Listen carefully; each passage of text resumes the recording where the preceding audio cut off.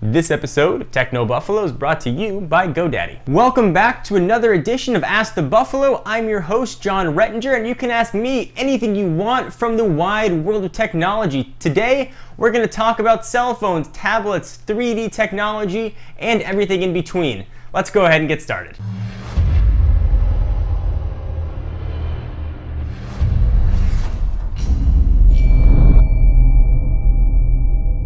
So here on Ask the Buffalo, it's the best farm animal themed technology show where you can ask anything that you want from the world of technology. To ask your questions, you can do it in two ways. First, you can go ahead and send me a question on Twitter, either at John4Lakers or at TechnoBuffalo, and use the hashtag AskTheBee and ask whatever question you want. Otherwise, once a week on TechnoBuffalo.com, we post up an article asking folks to leave your questions and comments. So if you have something you want to ask me and you want to see it broadcast on the wide Revision 3 channels, you go ahead and check out TechnoBuffalo.com or just say hi to me on Twitter. You know, no big deal. So let's go ahead and jump right into our first question, which comes from user BenRang888 lots of eights, who asks, John, is your tablet of choice the iPad 2? If not, what is your tablet of choice? Well, a few months ago, if someone were to ask me what tablet I recommended, it would have unanimously been the iPad 2. I was grossly underwhelmed with the Android offerings that were out there. However, that was before the Asus Transformer and this guy behind me, the Samsung Galaxy Tab 10.1. The Transformer and the Tab 10.1 are both awesome in performance, awesome in specs. However, the Tab 10.1 behind me is extremely thin, thinner than the Asus Transformer. So if you're looking for a new tablet, I can wholeheartedly recommend the Galaxy Tab 10.1 or the iPad 2 as the two best tablets out there. The screens are beautiful, they are beefed up processor-wise, they're going to do everything that you need them to do. Alright, so our next question goes to the world of BlackBerry from Jordan Canning 17, who asked, John, do you think the BlackBerry Bold 9900 is worth the money, or should I wait and get an iPhone? Presumably he means wait to get an iPhone 5 or iPhone 4S, whatever they decide to call it. So the Bold 9900 or the 9930 in the CDMA world is essentially just the Bold Touch. It's the form factor that everybody has been waiting for. It looks like a typical Bold, but a much thinner with a touchscreen. It's got some NFC technology, it's got a modern processor, modern specs, and it looks to be pretty nice. I am a big BlackBerry fan, and actually out of all the phones coming out in the next few months, that is the one I am most looking forward to. However, if you want to compare it to a phone that hasn't been announced yet or hasn't been released yet, I don't know. It's a very subjective question. If you're like me and you like having a full QWERTY keyboard, then the BlackBerry is going to be a great way to go. If you want a bigger screen to browse movies or to watch movies, watch TV shows, have a better downloading experience from the iTunes Store, then the iPhone is going to be a great way to go. It really comes down to personal choice. The next question comes from Salmonator, who asked, John, do you reckon that we'll see 3D tablets in the near future? I've actually been watching a lot, this is a random thing, I'm watching a lot of Friday Night Lights on Netflix with my wife, so if I start talking with a southern accent, you will know why. There actually are 3D tablets already on the market. Need I remind you of the T-Mobile G Slate? This is the LG built G Slate, which is indeed 3D, although you need those funky red and blue glasses to make it work.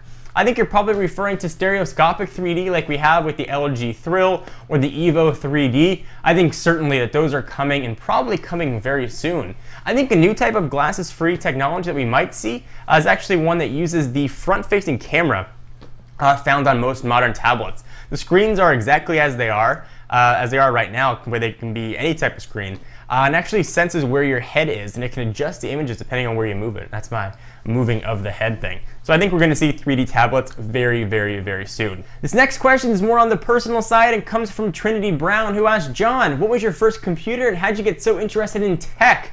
My first computer that I ever had in my room when I was just a little guy, about this big, was an old Apple IIc. I remember playing Lemonade Stand and Jungle Hunt on that thing. I have always been a computer guy. I've always been into tech ever since I was just a wee one.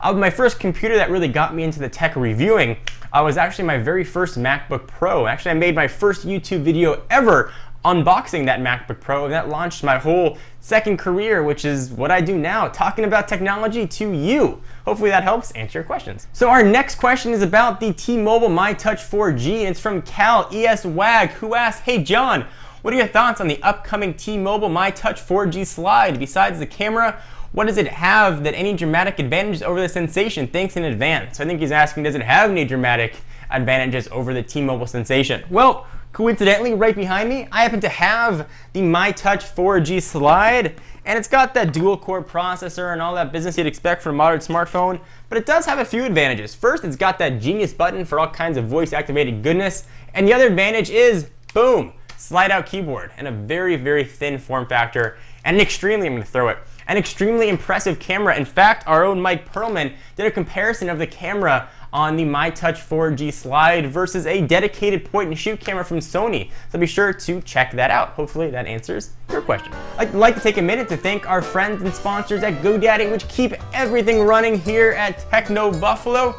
With GoDaddy, you can get reliable, secure web hosting without the long-term contract. GoDaddy's hosting plans are bigger and better than ever with 99.99% uptime and free 24/7 support and no annual commitment. So no contract required, that's always good. And remember, you can download GoDaddy's free iPhone, Android, or BlackBerry app to order right from your phone or manage your current domains and more. So if you want to show your support for the show, you can go ahead and put in code Buffalo1. That's Buffalo, the number 1, and you will get 10% off your total order. You can check out revision3.com/GoDaddy for a list of all the amazing GoDaddy deals from Revision 3. But to show your support for the show, use the code Buffalo1. We appreciate it. So our next question is a bit on the personal side and advice for aspiring tech reviewers from reader Drew Howard, who asks, I have watched your YouTube channel for months and you've inspired me. I would like to become a tech reviewer and I'd like some pointers to how to start off. What's the most important task or tasks that you have to do as a tech reviewer / blogger? I created a whole series. You can check it out on Techno Buffalo. It's advice for aspiring tech reviewers. But the best advice that I can give to anyone is find your own voice. Don't try and emulate my style or anybody else's style out there. Find your own sense of who you are and show some personality. Don't be afraid to make a little bit of a fool of yourself. Have some fun with what you're doing. Don't just say, here's a T-Mobile MyTouch 4G. It has 1.2 gigahertz Qualcomm Snapdragon processor. It can record 1080p video. It has a genius button. Make sure you show a bit of personality. You can talk about it. You can tell some anecdotes about your life in there. You don't have to go out and buy all the stuff. You don't have to be rich to be a tech reviewer. You can talk about things that have just been announced, what your thoughts are. Make sure you say, I've never seen the iPhone 5 yet, but if it has what the rumors say, it could be nice. And that would be the best advice that I can give. And for more in-depth, be sure to check out that Ask the Buffalo series and the advice for aspiring tech reviewers in the past on technobuffalo.com. So thank you for watching another edition of Ask the Buffalo. Be sure to check out technobuffalo.com for your daily dose of technology. I am your host, John Rettinger, and be sure to get your questions in. We are here every Monday answering your tech queries. So for now, I will see you guys in the next video. Bye-bye.